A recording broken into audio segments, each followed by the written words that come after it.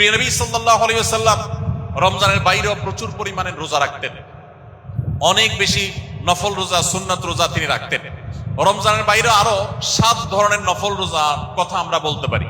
কয় ধরনের নফল রোজা? এগুলোকে মাসতুন সুন্নাত রোজাও বলা যেতে পারে। সুন্নাত রোজা নবী সাল্লাল্লাহু আলাইহি ওয়াসাল্লাম এই রোজাগুলো রাখতেন। আমরা শুধুমাত্র অনেকে রমজানেই রোজা রাখি, আবার আগামী রমজান আগ পর্যন্ত আর রোজা রাখার তৌফিক হবে না। রোজা রাখা মানুষের স্বাস্থ্যের জন্য এত বেশি উপকারী যে এখন ডাক্তারগণ, চিকিৎসকগণ আমাদের শরীরে অতিরিক্ত মেদ, চর্বি এগুলো গলাবার জন্য, পান করবার জন্য এবং আমাদের সুস্থ থাকবার প্রয়োজনে আমাদেরকে তারা ওয়াটার ফাস্টিং করতে বলেন, শুধু পানি খেয়ে রোজা রাখতে বলেন। রোজার গুরুত্ব এখন আর কারো বুঝতে বাকি নেই আমাদের, কারণ আমরা এখন কিটো ডায়েটের সময় পার করছি। কিটো ডায়েট করলে তাকে মনে করে অনেক স্বাস্থ্য সচেতন মানুষ, অনেক দায়িত্বশীল মানুষ। তো এরকম একটা সময় যখন আমরা এসেছি, তখন রোজার যে কত গুরুত্ব, রোজার যে কত উপকারিতা, রোজা রাখতে সামান্য একটু কষ্ট হতে পারে, কিন্তু তার স্বাস্থ্যের যে উপকারিতা লাভ সেটা বলাই বাহুল্য, আর ওয়াজ করে বোঝানোর প্রয়োজন নেই। আমরা শুধু সেগুলো আমল করা দরকার। রোজা শুধু রমজানে রাখলেন, এরপরে আপনি ক্লোজ করে ফেললেন রোজার চ্যাপ্টার, আবার আগামী রমজানে আসলে রাখবেন না, আপনি আদর্শ রোজাদার হতে পারলেন না। আদর্শ রোজাদার হতে হলে রমজানে হয়তো 30 দিন রোজা রেখেছেন, অন্য কোনো মাসে 30 দিন পুরো মাস আপনাকে রোজা রাখতে ইসলাম বলে না। আপনি মাঝে মধ্যে সেটা ধরে রাখেন, কারণ সারা বছরই আমাদের স্বাস্থ্যের জন্য রোজাটা যেমন উপকারী, ইমানের জন্য তেমনি ভাবে উপকারী। আসলে আমরা জানি যে রমজান রোজার বাইরে আরো কখন কোন কোন সময় রোজা রাখা সুন্নাত। রমজান রোজার পরে যে সমস্ত রোজাগুলো সুন্নাত, তার ভিতরে একটা হলো যেই মাসটাতে আমরা এখন আছি, এর নাম কি মাস? শাওয়াল মাস। শাওয়াল মাসে প্রিয় নবী সাল্লাল্লাহু আলাইহি ওয়াসাল্লাম 6টি রোজা রাখার ব্যাপারে উদ্বুদ্ধ করেছেন আমাদেরকে। এটা হলো একটা সুন্নাত রোজা, যে রমজানের 30 রোজার পরে শাওয়ালে কয়টা রোজা রাখা? 6টা রোজা রাখা।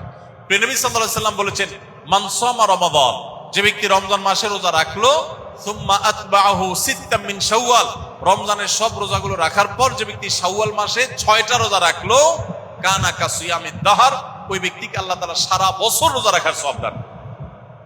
তাহলে রমজানের 30টা রোজার সাথে শাওয়ালে যদি 6টি রোজা আমরা প্লাস করি, তাহলে এই 36টা রোজার বিনিময়ে আমরা সারা বছর রোজা রাখার সওয়াব পাবো। কিভাবে?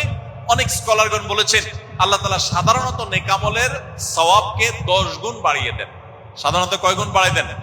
10 গুণ। কাউকে চাইলে আল্লাহ বাড়িয়েও দেন, কমপক্ষে 10 গুণ বাড়িয়ে দেন। তো 30টা রোজা আমরা রমজানে রাখি সাধারণত, কখন 29 হয়, সাধারণত 30 সর্বোচ্চ।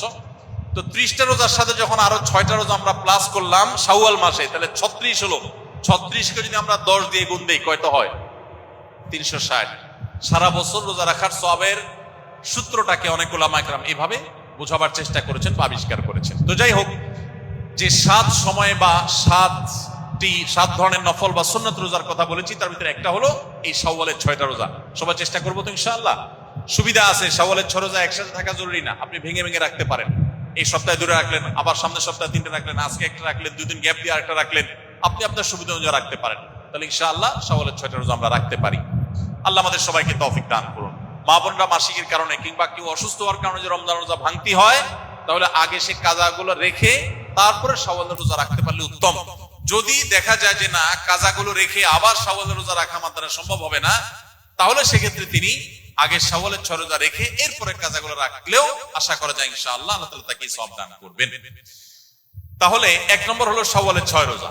দ্বিতীয়ত হলো শাওয়াল মাসের পরের মাসটা হলো জিলকদ, তারপরের মাস হলো কি? জিলহজ। এই জিলহজ মাসের প্রথম 9 দিনই নফল রোজা রাখা যায়।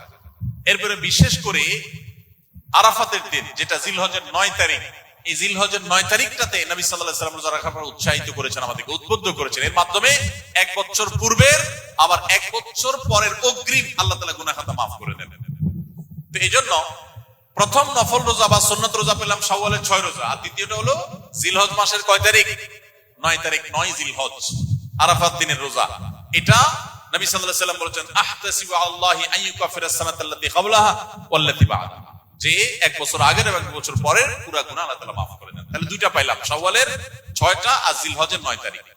নাম্বার 3, মুহররম মাসে বেশি বেশি রোজা রাখা। কোন মাসে বেশি বেশি রোজা রাখা?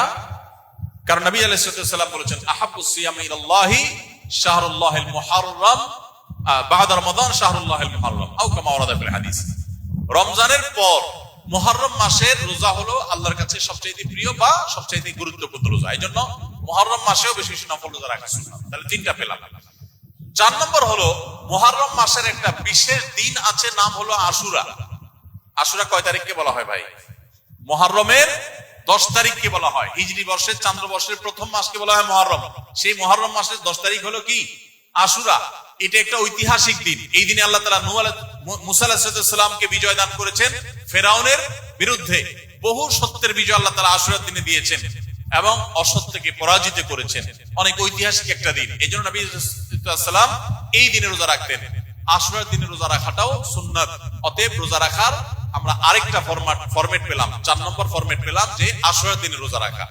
এই আশুরার দিনে যে রোজা রাখা, এটা আবার দুইটা রোজা আমরা জানি, 9 আর 10, আর না হলে 10 আর 11। তবে সবচেয়ে উত্তম হয় 9 আর 10, কারণ নবী সাল্লাল্লাহু আলাইহি ওয়াসাল্লাম যে বছর দুনিয়া থেকে চলে গেছেন সেই বছর তিনি বলেছেন, যদি আমি সামনের বছর বেঁচে থাকি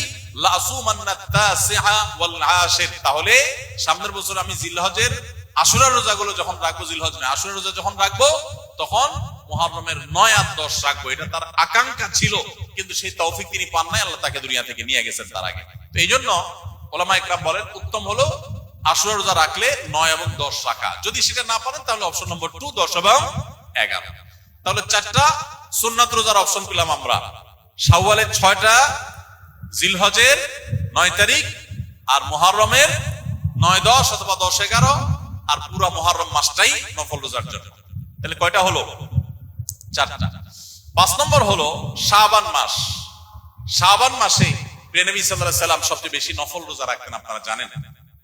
আমাদের আয়েশা রাদিয়াল্লাহু আনহা বলেছেন, কারণ নবী সাল্লাল্লাহু আলাইহি সাল্লাম ইয়াসুমু শাবান ইল্লা কালিল। নবীজি পুরো শাবান জুড়ে রোজা রাখতেন, কিছু কয়েকদিন বাদে পুরো শাবান রোজা রাখতেন। তাহলে 5 নম্বর হলো শাবান মাস বেশি নফল রোজা রাখতেন, রমজানের আগের মাস। 5টা ফরম্যাট হয়ে গেল। আরো 2টা আইটেম আছে, তার একটা হলো মাসিক আর একটা হলো সাপ্তাহিক। মাসিক রোজা হলো চাঁদের 13, 14, 15। চাঁদের 13, 14, 15।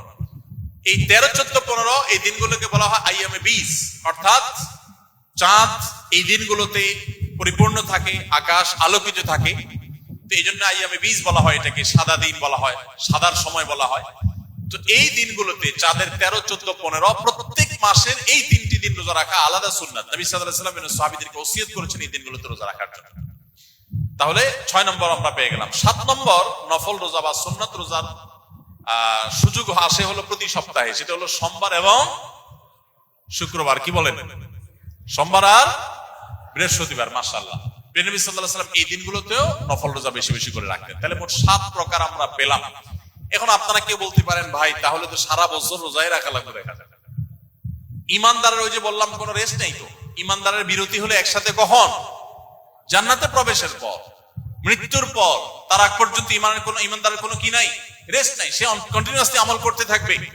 আমাদের শরীরে যে অতিরিক্ত মেদ চর্বিগুলো জমে, এগুলো সারা বছরই কাটানোর দরকার আছে, বার্ন করার দরকার আছে। আপনি টানা কিছুদিন না খেয়ে থাকলেন, আবার ধমসে খাওয়া ধরলেন, তো যেই সেই হয়ে যাবে। যদি নবী সাল্লাল্লাহু আলাইহি ওয়াসাল্লামের সুন্নাতকে কেউ মেনে চলে, তাহলে তার স্বাস্থ্য নিয়ে আর টেনশন করতে হবে না ইনশাআল্লাহ। তার স্বাস্থ্যের সুরক্ষা অনেকখানি হয়ে যাবে।